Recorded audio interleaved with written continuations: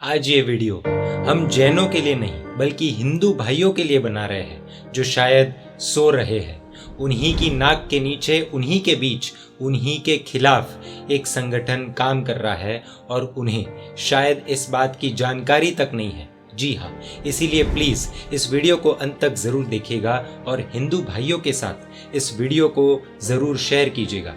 अनूप मंडल मूल रूप से राजस्थान का एक इलॉजिकल और बेसलेस मंडल जो अब पूरे देश में फैल रहा है। जब अनूप मंडल के खिलाफ हम सब ने एक होकर आवाज उठाई तब तक तो हमें लग रहा था कि ये लोग नादान लोग हैं, ब्रेन वॉश किए हुए लोग हैं और ये लोग गांव-गांव में घूमकर मासूम महिलाओं को और बच्चों को, खासकर ऐसे लोगों को जो पढ़े लिखे नहीं होते हैं, उनको ब्रेन वॉश करके बनियों और महाजनों के खिलाफ भड़का रहे हैं और मन में जहर भर रहे हैं। लेकिन जब इनकी पुस्तक के बारे में कुछ बातें पता चली तो हम सब हैरान रह गए। हम तो ये सोच रहे थे कि ये लोग जैनों के खिलाफ हैं, लेकिन सच्चाई ये है कि ये लोग हिंदू विरोधी भी है। आज इस बात का सबूत भी देंगे और सभी हिंदू संगठनों से रिक्वेस्ट भी करेंगे कि सच्चाई जानने के बाद उचित कार्रवाई जरूर कीजिएगा। अनूप मंडल की एक पुस्तक है जो कि बैंड है, फिर भी इनके हर एक कार्यक्रम में ये पुस्तक ये लोगों को बांटते हैं। इतना ही नहीं, वीएचपी आदि ऐसे अनेक हिंदू संगठनों के प्रमुख नेताओं को, व्यक्तियों को अतिथि के तौर पर बुलाते भी हैं। अब हो सकता है कि आने वाले अतिथियों को ये जानकारी नहीं होगी कि आखिर अनूप मंडल की इस बैंड पुस्तक में ऐसा क्या लिखा है और अनजाने में वे इसे प्रमोट करके चले जाते हैं। आज अनूप मंडल की बैंड पुस्तक के 5 ऐसे पॉइंट्स देखेंगे जिसे देखने के बाद कोई भी हिंदू संगठन इन पर एक्शन लेने के लिए, इनको बहिष्कार करने के लिए मजबूर हो जाएगा। नंबर 1, वेदों पर अनूप मंडल क्या कहता है। वेद यानी प्राचीन भारत के पवित्र साहित्य जो हिंदुओं के प्राचीनतम और आधारभूत धर्म ग्रंथ भी है। वेद यानी हिंदुओं के पवित्र ग्रंथ। अनूप मंडल की बैंड जगत हितकारिणी पुस्तक में वेदों को राक्षसी वेद बताया है। जी हाँ, यकीन नहीं होता तो आप इस बैंड पुस्तक के 28 पेज को चेक कर सकते हैं। जो मंडल, जो ग्रुप वेदों को राक्षसी बताते हैं, उनके साथ यदि कोई सच्चा हिंदू मंच साझा करेगा तो इसका मतलब क्या समझा जाए। क्या मंच साझा करने वाले हिंदू भी वेदों के बारे में यही सोचते हैं। नंबर 2, अंग्रेजों के बारे में अनूप मंडल का क्या कहना है। अनूप मंडल की पुस्तक में यह बताया गया है कि अंग्रेजों ने भारत को नहीं लूटा है, बल्कि बनियों ने, महाजनों ने, यानी भारतीयों ने ही भारत को लूटा है और अंग्रेजों को बदनाम किया है। यह बात इस बैंड पुस्तक के 25 पेज पर बताई गई है। जी हाँ, ये देखिए। दुनिया की आंखों देखते धन को ले जाते हैं और दुनिया की बुद्धि भ्रष्ट करके ऐसा सुझाते हैं कि अंग्रेज ले जाते हैं और लिए जाते हैं यह बनिए। मतलब अंग्रेजों ने भारत को नहीं लूटा है, बल्कि बनियों ने लूटा है और अंग्रेजों को बदनाम किया है। इस तरह की मानसिकता ये लोग इस पुस्तक के द्वारा मासूम लोगों के दिमाग में डाल रहे हैं। आपको फिर से बता दें, ये पुस्तक बैंड है। अंग्रेजों ने 200 साल तक हमें लूटा। अंग्रेजों के खिलाफ न जाने कितने ही महापुरुषों ने बलिदान दिए, कितनी ही महान आत्माओं ने अपनी जान भारत को आज़ादी दिलाने के लिए न्यौछावर कर दी और ये कहते हैं अंग्रेजों ने भारत को नहीं लूटा। क्या किसी भी देशभक्त संगठन को इनका साथ देना चाहिए? हाँ या ना, कमेंट में ज़रूर बताइएगा। नंबर 3, ब्राह्मणों को लेकर अनूप मंडल का क्या कहना है। ब्राह्मणों को लेकर अनूप मंडल की इस पुस्तक में लिखा गया है कि जो राक्षसी वेद के टिप्पणे हैं, यानी पन्ने हैं, वो ब्राह्मण लोग बांझते हैं, यानी पढ़ते हैं। वो भी इन सौदागर महाजनान के घर के चलाए हुए हैं, क्योंकि यह राक्षसी वेद के टिप्पणे असली वेद के टिप्पणे नहीं है। पेज नंबर 36 पर ये बातें बताई गई है। मतलब ब्राह्मण भी बनियों द्वारा बिके हुए हैं। हिंदू भाइयों, ये हमारे शब्द नहीं है, ये अनूप मंडल के शब्द हैं जो आपके बीच में आपके साथ रहकर ये सोच को मासूम लोगों के दिमाग में डालते जा रहे हैं। क्या ये अंदर ही अंदर लड़ाई को प्रोत्साहन देने वाली बातें नहीं हैं? जरा सोचिएगा। नंबर 4, किस व्यक्ति को किससे लड़ना चाहिए, इस विषय पर इस बैंड पुस्तक में क्या लिखा है देखिए। देखो भाई, हिंदू, मुसलमान, अंग्रेज और सातों आठों विलायतों के बादशाह सब एक दिल होकर लोभ को छोड़ दो और इन महाजन के जाल की पहचान करो और एक दिल होकर इनके राक्षसी पाप को छोड़ाओ, जब तुम्हारे बाल बच्चे बचेंगे। पेज नंबर 11, पहली बात तो ये कि हिंदू मुसलमान और महाजनों को मिलकर अंग्रेजों के खिलाफ लड़ने के बजाय हिंदू मुसलमान और अंग्रेजों को एक होकर महाजनों के खिलाफ लड़ना चाहिए, ऐसा इस पुस्तक में लिखा है। जिसका मतलब अंग्रेजों के साथ भारतीयों को मिलकर भारत के खिलाफ ही लड़ना चाहिए। डिवाइड एंड रूल पॉलिसी से थोड़ा बहुत मिलता जुलता है। जब इंटरनेट पर सर्च किया तो पता चला कि लगभग 1920s में बनियों का महाजनों का आज़ादी के आंदोलन में योगदान बढ़ता जा रहा था। किसी भी क्षेत्र में धन की आवश्यकता अनिवार्य होती है।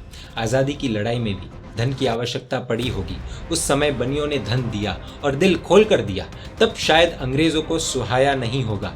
अब हिंदू और मुसलमानों को महाजनों के खिलाफ, बनियों के खिलाफ लड़ाया जाए तो आज़ादी की लड़ाई में बहुत बड़ी दिक्कत आ सकती है। एक तरफ ये कि अंग्रेज धन लूट कर नहीं गए बल्कि बनियों ने लूटा है और अंग्रेजों को बदनाम किया है। दूसरी तरफ हिंदू, मुसलमान और अंग्रेजों को एक होकर बनियों के खिलाफ लड़ना चाहिए। अब इस बात को छोटा सा बच्चा भी समझ जाएगा कि इस पुस्तक लिखने वाले के पीछे कौन हो सकता है और क्या मंशा से ये पुस्तक लिखी गई होगी। नंबर 5, जो तुम बनिए रात दिन दुनिया के नाम का पाप किसी टापू के ऊपर कराते रहते हो, उसको दिखाओ। अगर नहीं दिखाओगे तो हम तुमको और तुम्हारे बाल बच्चों को जान से मार देंगे। जी हाँ, ये शब्द इस बैंड जगत हितकारिणी पुस्तक के पेज नंबर 177 में लिखे गए हैं। अब क्या सरकार को ये बात देखने के बाद चुप रहना चाहिए? क्या कानून को ये देखने के बाद कोई एक्शन नहीं लेना चाहिए? पहली बात तो ये कि हर जैन बनिया नहीं होता और हर बनिया जैन नहीं होता। कई बनिए तो हिंदू भी होते हैं, तो ये किसके बाल बच्चों को मारने की बात कर रहे हैं? अगर बनिए हैं और उनको पकड़ करके हमें तंग करना पड़ेगा। जब आप सजा देंगे जब जाके वो पूरा पाप का पर्दाफाश करेगा। अब हर हिंदू को अपने हृदय पर हाथ रखकर अपने आप से पूछना होगा, क्या ये सही है? बच्चे तो भगवान का रूप होते हैं। बच्चों को मारने की बात करने वाला कौन हो सकता है? और ये अनूप मंडल वाले हमें राक्षस बोलते हैं। हिंदू संगठनों को आज स्पष्ट रूप से एक तो इनसे दूरी बना देनी चाहिए। दूसरी बात ये कि जिन्होंने भी, यानी जिस भी संगठन ने इनके साथ मंच साझा किया था, उन्हें भी ये बात जानने के बाद इनके खिलाफ सीधा स्ट्रिक्ट एक्शन लेना चाहिए। आपको एक और शॉकिंग चीज़ दिखाते हैं। इनकी वेबसाइट से हमें स्क्रीनशॉट मिला जिसमें लिखा है जैन धर्म के मंदिर गिरवाए। ये देखिए। अब बताइए इस विषय पर हिंदू भाइयों का क्या कहना है?